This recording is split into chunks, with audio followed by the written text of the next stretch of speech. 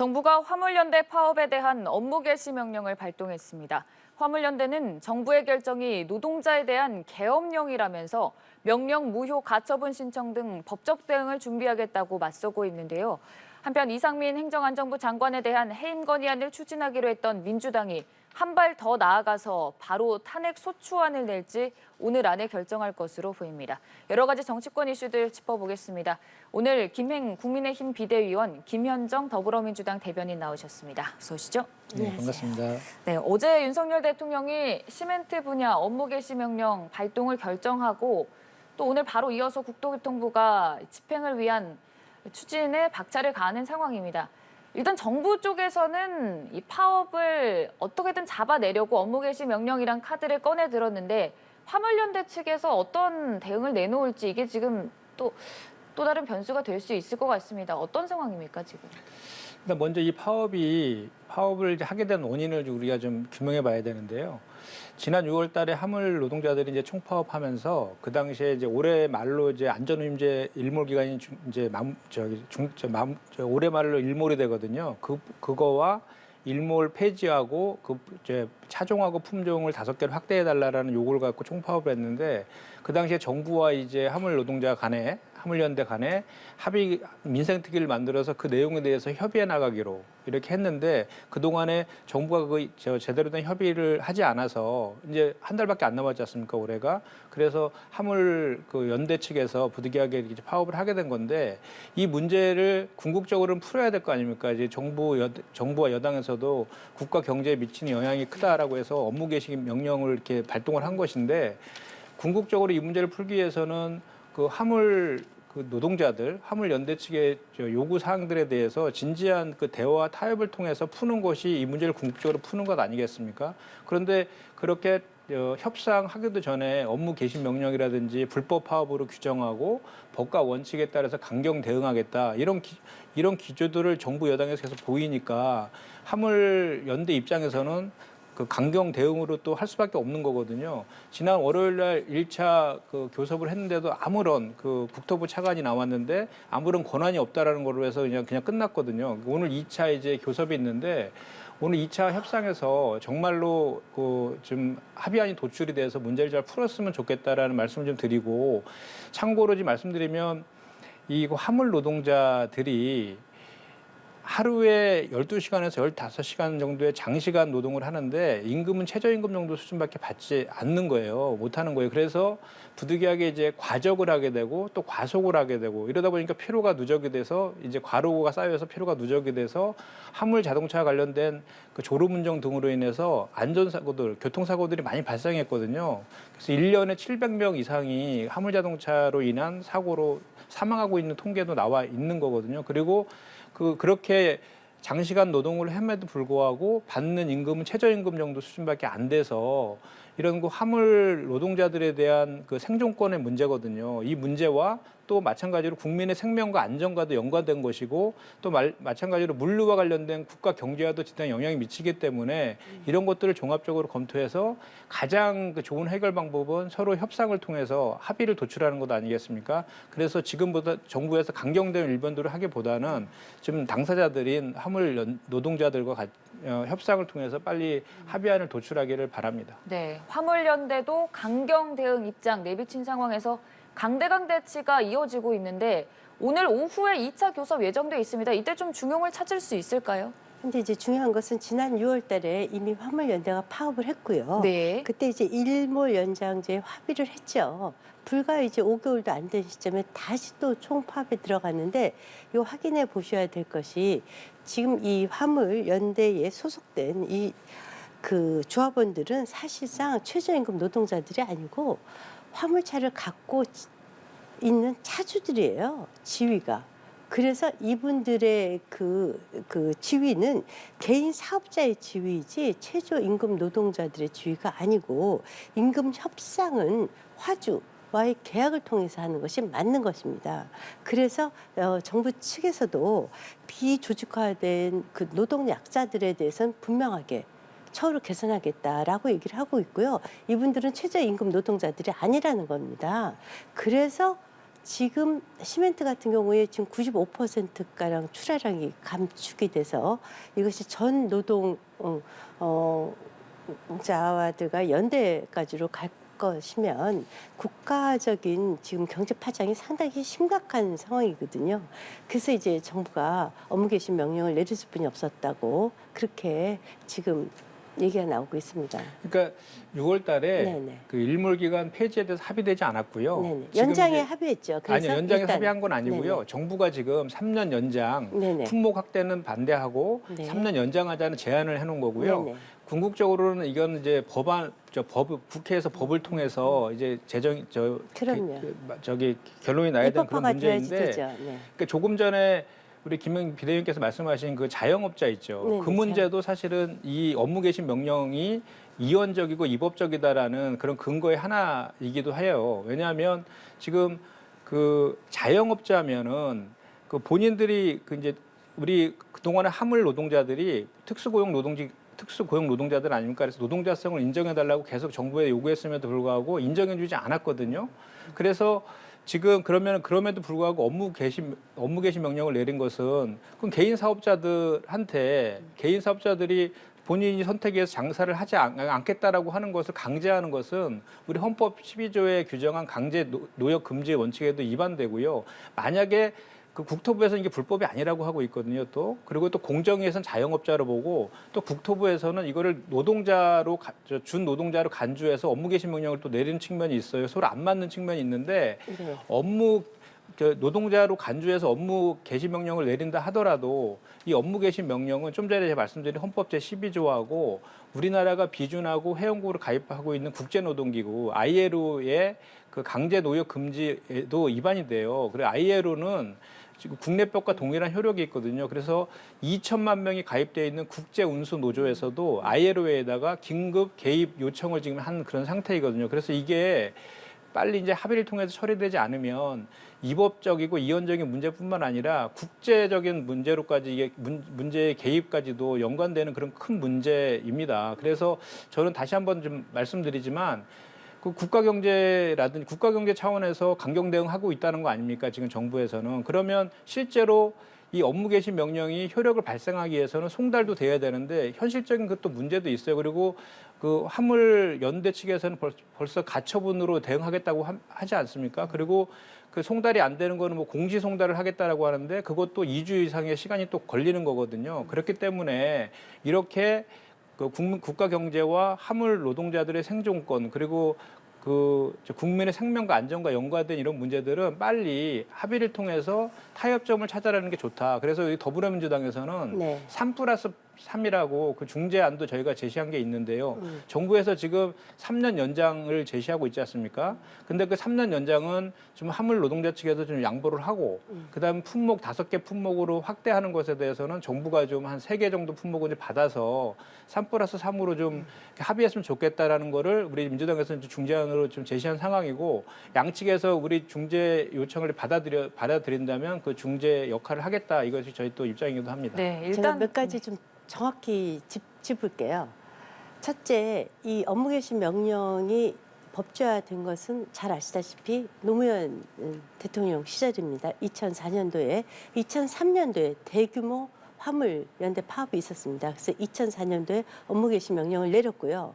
그러고 나서 이번이 두 번째입니다. 그런데 사실 이제 의료노조 같은 경우도 국가와 국민 생명과 직결되는 부분이 있기 때문에 예를 들자면 2000년, 2014년, 2020년 문재인 정부 때도 업무 개시 명령을 내려서 그 불법 의료 파업에 대해서 강경 정부가 대처한 적이 있습니다. 또 하나 지금 이분들의 지위가요 개인 사업자 지위예요. 아까 말씀하셨듯이 노동자로 인정해달라는 거예요.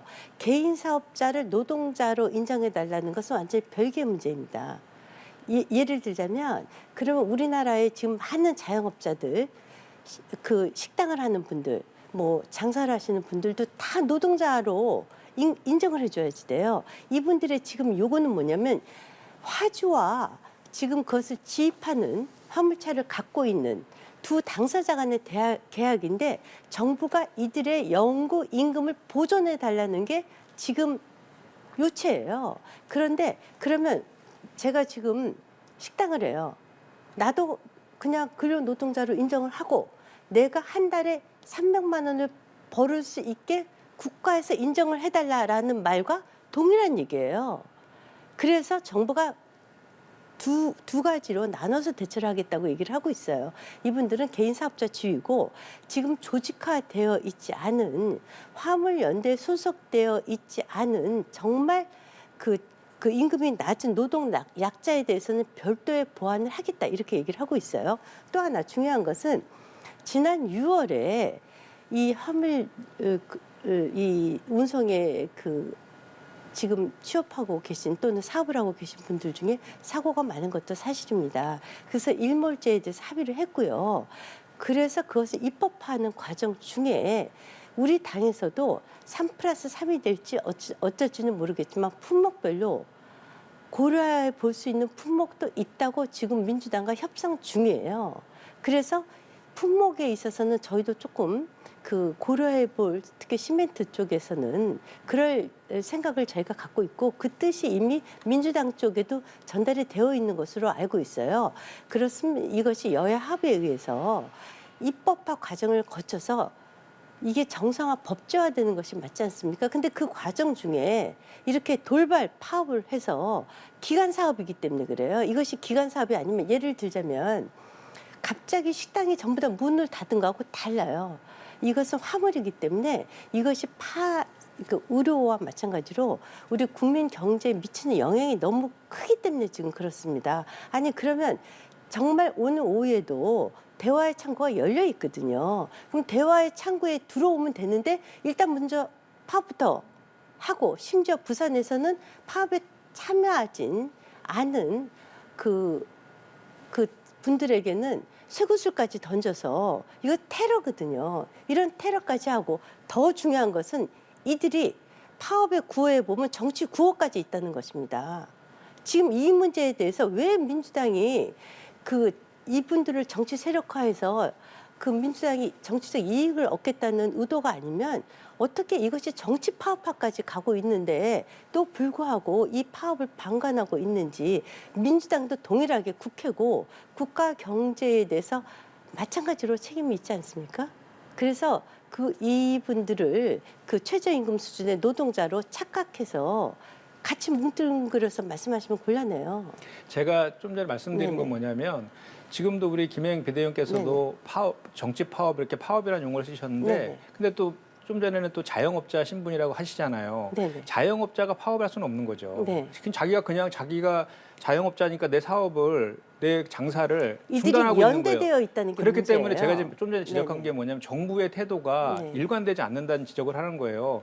공정거래위원회에서도 법과 원칙에 따라서 자영업자들인 이분들의 화물 노동자들의 집단 행동에 대해서 법과 원칙에 따라서 엄정히 대처하겠다 이렇게 자영업자라고 또 했거든요. 네네. 근데 업무 개시 명령은 그래서 제가 헌법에 위반될 소지가 대단히 많다는 것이 자영업자인데 어떻게 자영업자가 자기가 알아서 장사를 할지 말지에 대해 선택권이 있는데 그걸 헌법 12조에 위반됨에도 불구하고 강제로 할 수 있느냐라는 지적을 한 것이고 한편으로는 또 노동자로 또 간주해서 업무 개시 명령을 내리는 거거든요. 그래서 잠시만요. 업무 개시 명령이 2004년도에 이제 만들어졌는데 지금까지 단 한 번도 발동된 적이 없죠. 그것이 바로 그 업무 개시 명령이 이제 헌법에 위반된다는 그런 여지들이 대단히 있었기 때문에 그런 측면도 대단히 있어요. 왜냐하면 거기에 보면 뭐 정당한 사유가 있어야 되고 국가 경제에 심대한 이해를 가야 되고 이런 등의 내용들이 대단히 추상적이고 모호하다는 그 지점이 좀 있는 거거든요. 그래서 이제 중요한 것은 뭐냐면 이 문제를 이제 타결해야 되는 거잖아요. 조금 전에 말씀하신 것처럼 이건 팩트입니다. 지난 6월 달에 3년 연장에 대해서 합의하지 않았어요. 합의하지 않았고요. 일몰제 자체를 아예 폐지시키고 품목을 5개 확대시켜 달라는 요구에 대해서 정부와 협의를 하기로 한 거죠. 그런데 그 협의가 그동안 진행되지 않았어요. 그러다 보니까 화물연대 측에서는 부득이하게 한 달밖에 안 남았기 때문에 다시 왜 약속 안 지키냐라고 해서 총파업이 이루어진 거예요. 그리고 아까도 말씀드렸지만 이 국회에서의 책임 방기도 대단히 커요. 국회에서도 빨리 논의를 해서 아까 말한 여러 가지 대안들이 있지 않습니까? 네. 뭐 3+3도 있을 수 있고 또 다른 이제 지금 화물연대 측에서도 본인들의 입장만을 고수하지 않겠다라는 입장은 엊그저께 월요일 첫 그 협상에서도 밝혔거든요. 그러면 정부에서도 빨리 좀 그 물밑 교섭이라든지 이런 걸 통해서 또 국회도 좀 같이 개입을 해가지고 빨리 이 문제를 푸는 것이 결국은 국가 경제라든지 차주와 화주의 이해관계들 그리고 국민의 생명까지 다 이렇게 잘 그 마무리하는 그런 그 방식이다라는 거고 강대강으로 서로 부딪히면 그 결과는 거의 피해는 거의 국민들에게 가는 거 아니겠습니까? 네, 정부는 불법 파업에 관해서는 윤석열 대통령께서 저희 만찬 때도 말씀하셨어요. 불법 파업에 관해서는 엄정 처리하겠다. 그래서 이제 업무 개시 명령이 나온 거고요. 이것이 지금 계속 악순환이 되고 있는데 지금 말씀하신 대로라면 노무현 대통령이 2004년도에 화물연대법에 의해서 업무 개시 명령법을 만든 것 자체가 그럼 위헌이라는 얘기예요. 그러면 노무현 당시 대통령은 위헌 헌법을 만든 거예요. 여야가 합의해서 국회에서 만든 거죠. 국회에서 예. 만든 건데 예. 그때 당시에도 그러면 위헌법을 만들었다는 거예요. 그것이 위헌이었었다면 그때 당시에 고쳤어야 돼요. 그리고 그 후에도 의료법에 의해서 아까 말씀드렸듯이 그 의료기관 서울대학이라든가 등등에서는 이미 3차례나 업무 개시 명령을 내린 적이 있습니다. 그리고 또 이분들이 사실상 노동자 신분이 아니고 자영업자 신분이에요. 그래서 예를 들자면 식당 같은 자영업자가 내가 장사하기 싫어서 그래서 그냥 식당 문을 닫겠다. 그럼 정부가 업무 개시 명령을 내릴 수가 없어요. 업무 개시 명령을 내린다는 것은 국가 경제에 심각한 위해를 줄 수가 있을 경우에 정부가 발동할 수 있습니다. 지금 이분들은 개인 사업자이지만 화물연대로 전부 다 연대가 되어 있어요. 지금 우리나라에 예를 들자면 자영업자지만 그 음식점을 하시는 분들이라든가 뭐 옷가게를 하시는 분들은 연대되어 있지 않거든요. 이분들은 연대되어 있고 국가 경제에 심대한 그 타격을 주고 있고 실제로 이미 시멘트 같은 경우에 95% 출하량이 그 급감해서 노동 현장이 그 건설 노동 현장이 다 지금 올스톱되어 있는 상황이고 이것이 곧 철도, 지하철, 철강, 유화, 자동차 등등과 항만까지 계속해서 이게 확대될 수뿐이 없는 상황이거든요. 그래서 정부는 법에 따라서 할 뿐이에요. 그래서 저는 법에 그러면 정말 실력 행사를 보이기 전에 대화의 창에 들어왔어야 되거든요. 선 실력 행사하고 그다음에 대화하자. 이건 말이 안 되는 거거든요. 그리고 우리 당에서도 이미 품목은 3+3이 됐든 3+1이 됐든 지금 열려 있거든요. 그러면은 문을 닫아놓지 않았거든요. 예, 그러면 일단은 제가 이제 몇 가지 좀 말씀드리면 네. 2022년 6월 달에 협의하기로 했던 거를 그동안 협의 안 했기 때문에 이렇게 한 거지 먼저 그 총파업을 하고 협상을 하자 이렇게 한 건 아니고 순서는 오히려 정부가 그동안에 협상에 그 협의에 그 성실하게 임하지 않은 것 때문에 기인한 측면이라는 걸 말씀드리고요. 제가 그 업무 개시 명령이 안전운임제가 네. 그 2018년도에 여야가 필요성이 있기 때문에 여야가 맞습니다. 합의해서 네. 법안이 통과된 거 아닙니까? 네, 그러면 네, 맞습니다. 안전운임제에 대해서 필요성은 서로 인정이 한 거잖아요. 그리고 업무 개시 명령의 그 이법적 이해기를 제가 말씀드린 건 뭐냐면 그렇게 해석될 여지가 다분히 있다는 거예요. 현재 지금. 그래서 이 업무 개시 명령이란 것은 사실은 대단히 강력한 그 수단 아닙니까? 그렇죠. 그렇게 강력한 수단을 가지고 이렇게 화물 노동자들을 오히려 이렇게 겁박 비슷하게 할 것이 아니라 제가 아까도 말씀드렸 좀 전에 말씀하신 국민의힘에서도 그런 대안이 있다라고 하면 여야와 정부와 화물 노동자들 간에 이렇게 그 협상 테이블을 만든다든지 이렇게 해서 그 대안을 만들어내는 게 저는 더 중요하다고 보는 것이거든요. 그래서 그 과정 중에 그런데 잠깐만요. 그런데 네. 지금 그 이상민 장관께서 중대본 그러니까 그 노조의 파업을 관련해서 정부에서 중대본을 만든 것도 처음입니다, 이번이. 네. 오히려 그 이태원 참사 같은 데는 그렇게 사전 대응이라든지 대비라든지 대응 같은 게 부실했다는 지탄을 받고 있는데 이렇게 노동조합의 생존권을 건 이 투쟁에 대해서 그렇게 빨리 중대본을 만들어서 이렇게 엄정하게 법과 원칙을 얘기하면서 대응하느냐 이런 거에 대한 비판도 있는 것이고 문제는 제가 아까도 말씀드렸지만 근본적인 문제를 빨리 해결하는 게 제일 급선무 아니겠습니까? 그래서 말씀드리는데요. 지금 화물연대의 노조 측의 주장은 이거예요. 자, 3+1이 됐든 3+3이 됐든 뭐 여야가 뭐 시기를 놓쳤다. 뭐 그러면 여야가 같이 질타를 받아야 되죠. 이들의 요구는 자 일몰제 연장 합의했습니다. 그렇죠? 지금 이들의 궁극적인 그 요구는 합의가 안 했다는데 자꾸 아니 합의했다고 그러죠. 3년 연장하기로 합의가 이미 안 됐다니까요. 아직 그 얘기가 지난번에 그래서 파업을 하지 않은 거 아닙니까? 그래서 그 얘기가 진행 중에 있음에도 불구하고 지금 들고 나온 것은 이거 아니에요. 임금을 영구히 보존해 달라. 이거는 사실 화주와 그 화물을 지입하는 그 자영업자 간의 계약 관계이지 사실 이것을 그 정부가 개입할 수는 없어요. 예컨대 그 뭐 예를 들자면 정부가 일일이 개업해서 그럼 화주한테 정부가 돈을 지급해 준 주체도 아닌데 화주한테 이들의 임금을 영구히 얼마로 보존해 줘라라는 명령을 어떻게 내릴 수가 있어요?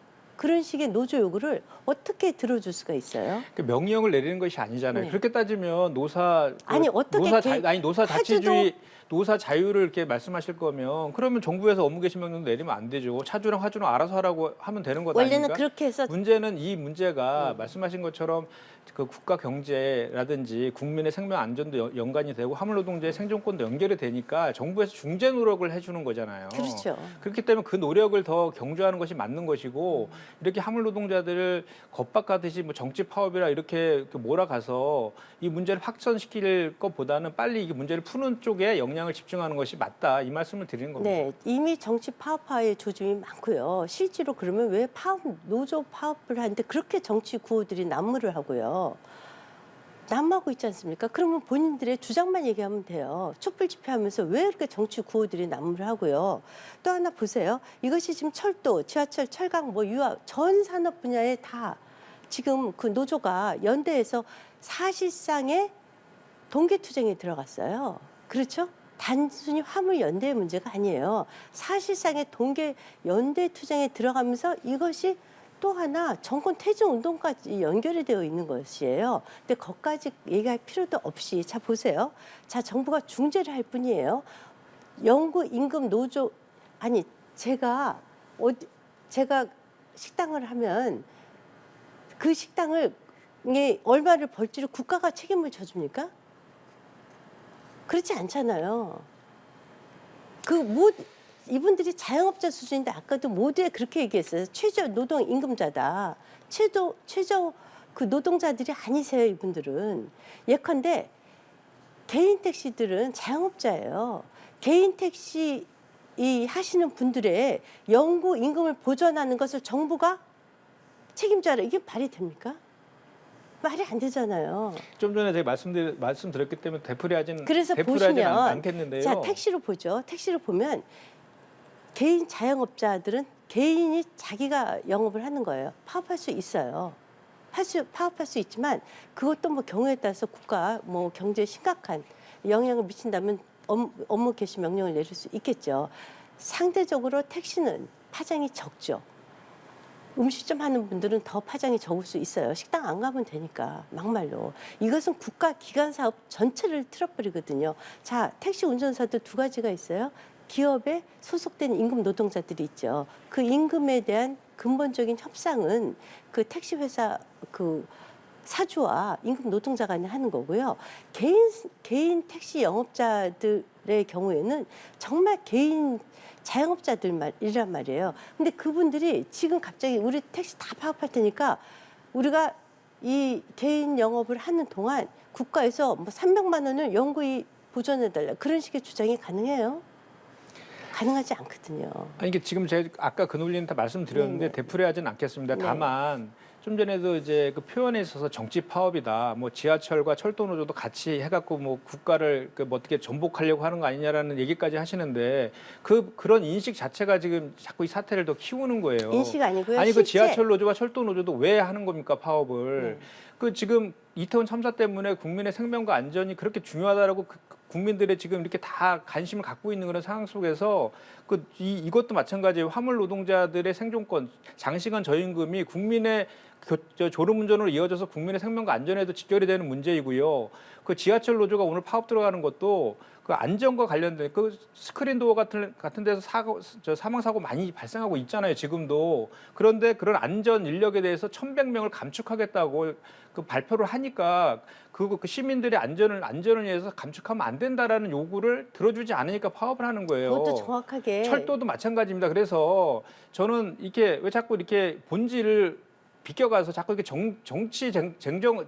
정쟁화 하려고 하는지 모르겠어요. 오히려 많은 사람들이요. 지금 이 정부의 이 화물 노동자의 파업에 대해서 강경 대응하는 것들에서 이런 시각도 많아요. 지금 국정 무능이나 각종 그 이슈들을 이 노동자들, 화물 노동자들 희생양 삼아서 이렇게 덮으려고 아니냐라는 그런 그 의심을 가진 시각들도 많이 있다는 것도 감안하셔야 돼요. 그래서 서로 간에 이런 정쟁화되고 이런 것들을 정치적으로 이렇게 이용하기보다는 본질적인 이 파업이 왜 이루어진 것에 대해서 좀 확인하고 그 역할을 정부라든지 또는 그 국회라든지 또는 우리 같은 이렇게 정치권에서 어떻게 역할을 할 것인지에 대해서 이렇게 서로 지혜를 모으는 쪽으로 갔으면 좋겠다라는 게 제 말씀인 네, 겁니다. 근데 이제 대변인 말씀 중에 이분들이 최저임금 노동자는 아니라는 말씀을 지금 말을 계속 섞어서 말씀하시는데 최저임금 노동자들이 아니세요. 그러니까 이분들은 자영업자라고 하시잖아요. 자영업자세요. 근데 네네. 이 현실이 그렇다는 겁니다. 네. 정부에서 말씀하셨듯이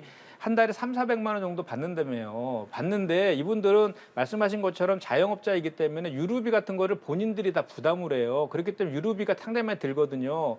그걸 빼면 최저임금 정도 수준밖에 안 된다라는 말씀을 지금 드리는 겁니다. 그래서 식당이 안 되면 정부에서 그 식재료 값을 다 줘야 됩니까?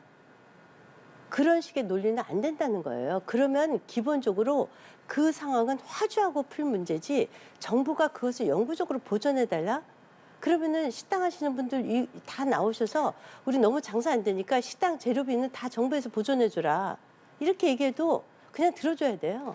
그런 식의 논리라면. 그런 논리가 아니죠. 그러면 식당 예를 들어 장사가 안 되고 수지가 안 맞으면 그 장사를 잠시 중단할 수도 있는 거지 않습니까? 그거는 네. 왜 그럼 강제로 중단 못하게 하는 그거는 그건 왜 자 정부의 권한입니까? 말씀드리잖아요. 식당이 문 몇 개 닫는 거는요. 솔직히 말해서 그분들이 힘이 약해서 그래요. 예를 들어서 식당 문 닫는다고 국가 경제가 당장 망하지 않아요. 이분들의 지금 노조를 정부가 여야가 이렇게 지금 그 특단의 그 조치까지 내리는 이유는 국가 경제에 심대한 타격을 주기 때문이에요. 그래서 그것을 걱정해서 2003년도 화물연대 파업 때 2004년도 여야 합의해서 노무현 정부 때 이 법안을 만든 거 아닙니까? 근데 그걸 갖고 지금 와서 위헌 소지가 있다고 얘기를 하면 어떡해요? 김영 비대위원님도 아까 네. 말씀하셨지만 이 문제 빨리 풀어야 되잖아요. 네네. 그죠? 그리고 풀기 위해서 정부와 국회가 빨리 나서서 이 문제를 풀 수 있도록 그 역할을 많이 했으면 좋겠다. 이 정도 하고 지금이라도 요건을 파업을 마무리하시죠. 중단하고 대화의 장으로 들어오라고 얘기하는 거 아닙니까? 정부가 문을 닫고 있는 게 아니고요. 대화의 장으로 들어와서 협상하고 있잖아요. 네네. 예. 그러면 파업은 중단해야죠. 일단 국민 경제를 볼모 잡고 파업하고 네. 너 내놔라 이렇게 하면 안 되죠.